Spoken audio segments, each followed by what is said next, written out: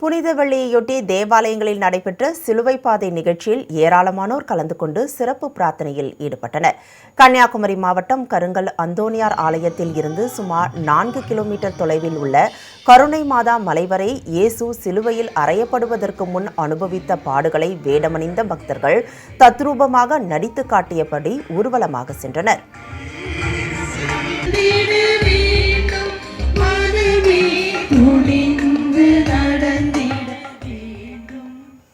இதேபோல் புதுச்சேரி யூனியன் காரைக்காலில் உள்ள தூய தேற்றரவு அன்னை ஆலயத்தில் நடைபெற்ற சிலுவை பாதை நிகழ்ச்சியில் ஏராளமான கிறிஸ்தவர்கள் கலந்து கொண்டு பிரார்த்தனையில் ஈடுபட்டனர்.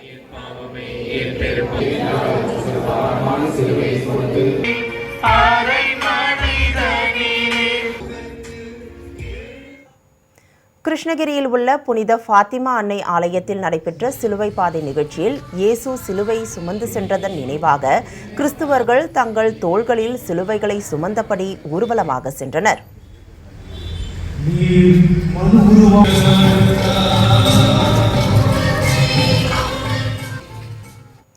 கடலூர் மஞ்சக்குப்பத்தில் உள்ள பழமை வாய்ந்த கார்மேல் அன்னை ஆலயத்தில் இயேசுவின் பாடுகளை தியானித்து நடைபெற்ற சிலுவை பாதை நிகழ்ச்சியில் ஏராளமான கிறிஸ்தவர்கள் கலந்து கொண்டு பிரார்த்தனையில் ஈடுபட்டனர்.